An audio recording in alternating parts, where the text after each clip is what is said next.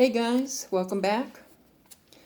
Today we're going to talk about death, loss. Today I'm going to talk about death. We all have to deal with this many times in our life. Death is hard, tough, painful, sad, and depressing.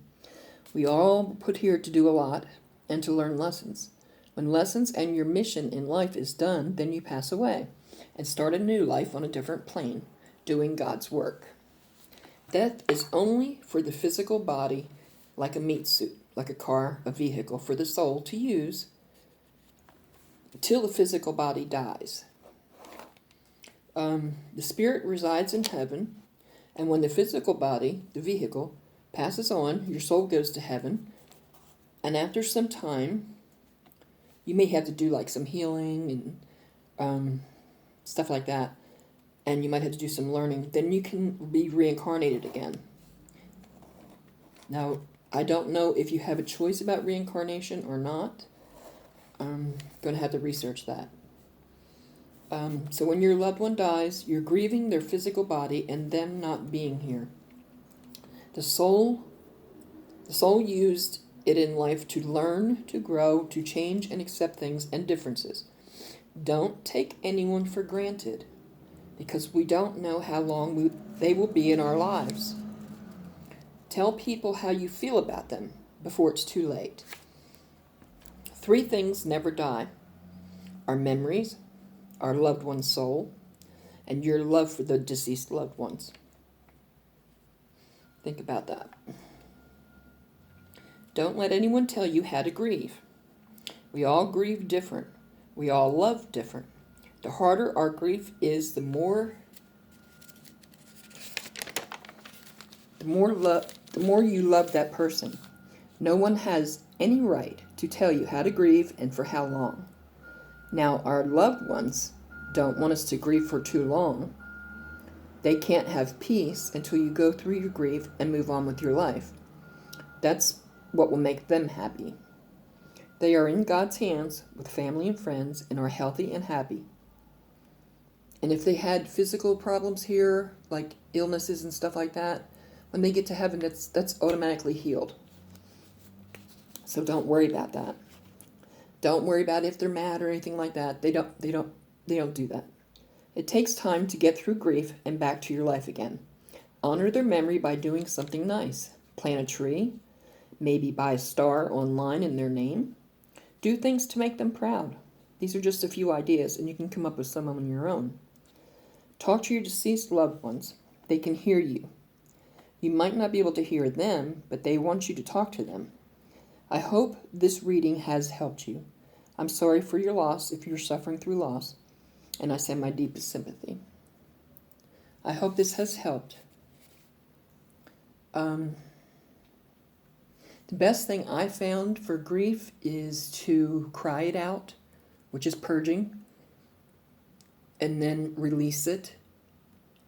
Accept that it happened, that they are gone.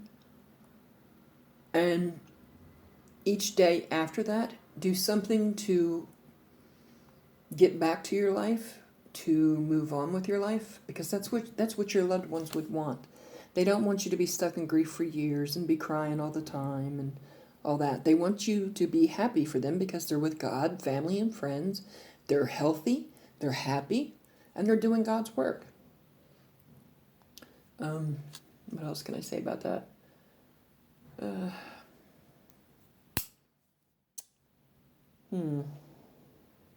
Just talk to them every day. Make a habit of talking to them every day. They love hearing from you. They want to know what's going on. Even though they see what's going on, they want you to tell them, in your perspective, what's going on in your life.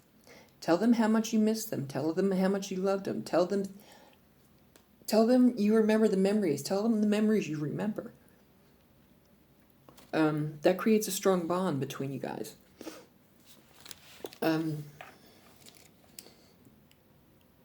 Ask them to come into your dreams and talk to you, and to tell you things that you need to hear, to tell you how they're doing on the other side, things like that. Ask them to come in your dreams and talk to you about stuff like that. They will, when you're ready for it. Not until you're ready, but when you are ready.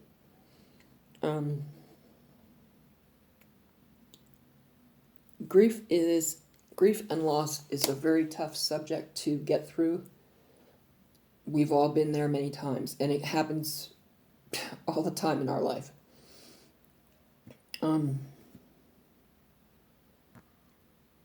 We have no choice but to deal with it, purge it out, go through the stages of grief. I think there's 7, if I'm not mistaken. I think there's 7 stages. And go through those stages, and then each day will get a little bit easier, and you're able to, the longer you go through it, the more you're able to deal with it better, I guess you could say. They don't want you to be bogged down in grief and to be crying all the time and, staying brokenhearted and all that, because then they worry too much about you and they can't do what they're up there to do. They have to have peace. And they can't have peace until you've dealt with the grief and you've got back on with your life again. And I know that's easier said than done, but I've been there myself, so I know. Just take it one day at a time. Do something each day to get back to your life. Continue your normal life schedule. Chores and taking care of the kids and paying bills and all that kind of stuff. Do things that will kind of help take your mind off of it for a while. You don't want it constantly on your mind, because that will drive you crazy. I know it used to do me, and then I used to occupy my mind, and I found it was easier to deal with, if that makes any sense.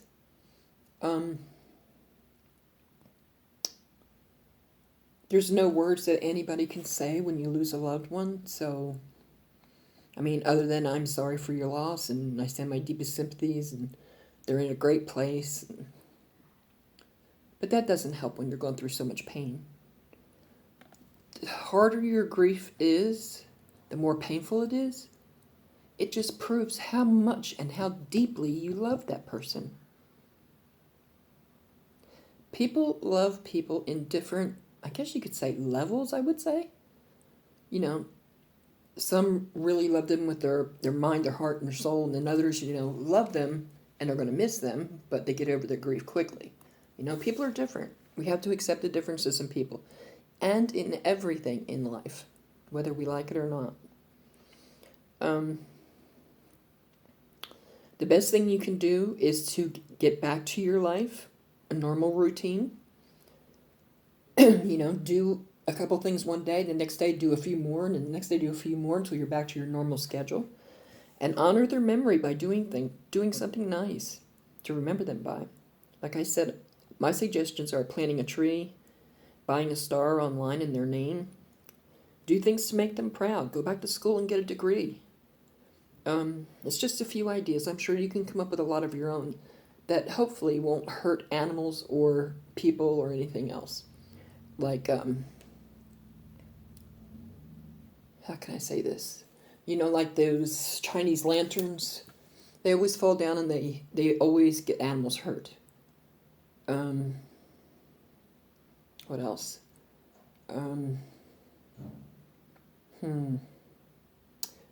All kinds of things. Anything like sending balloons up in the sky, that comes down and that animals swallow that and then they suffocate. So don't do things like that. You could buy a bench and inscribe their name on it and put it out in the yard or something like that. There's a lot of ideas that you can do.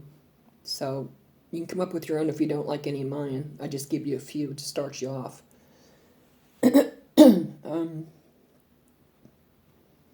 Just don't let anybody try to drive your grief.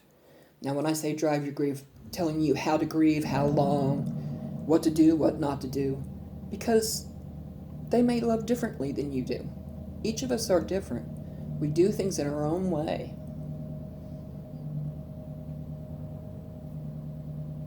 So, I hope this has helped you guys. Please like, share, subscribe, leave your comments, and send your friends to this channel. And I will be back again as soon as I can with another video. Again, I'm sorry for your loss, and I send you my deepest sympathy if you are suffering through loss and death. You can play this video as many times as you need to. I would try to find things, if it's music or whatever, things that you can do that calm you down. That would be a great help helping you through your grief.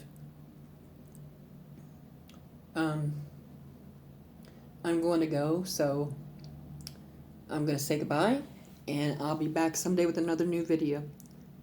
Take care. Play the video as much as you need to. Like, share, subscribe, comment, send your friends to the channel, and I'll see you again real soon. Bye.